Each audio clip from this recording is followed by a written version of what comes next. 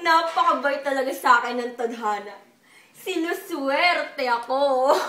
Yan. Mandaraya ka ba? Paano mo nakuha yan? Tapirap mo yan, no? Daya, no? Pinagbibigyan natin yan. Ano ba naman yan? Akala nyo naman namumulot lang ako ng pera sa sahig. Nagagalit nga ang mga Indio sa kakasingil sa buwis. Alis na nga ako dito. Simon, halika, sumali ka dito. Mga ginoo, gawin nating mas mainam ang laro. Kapalit ng aking mga hiyas ay ang inyong mga pangakong pagkakawang gawa, pananalangin, at kabaitan. Ikaw, Padre Sibila, sa loob ng limang araw, ay iyong kakalimutan pagkakawang gawa. Ikaw naman, Padre Irene, ay iyong kakalimutan pagiging mapagpamalsa at mabait.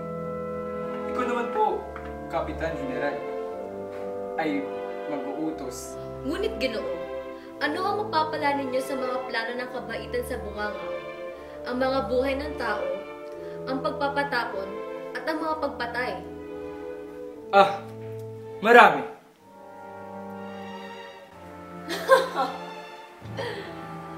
Aba, Kapitan General, mukhang siniswerte ka ngayong araw na to ah. Mukha nga. Panalo na naman ako.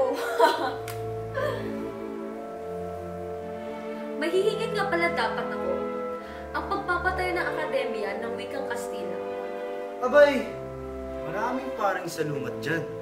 Sapagkat pag natuto ang mga Indio ng Kastila, marunong na rin silang mga tuwiran.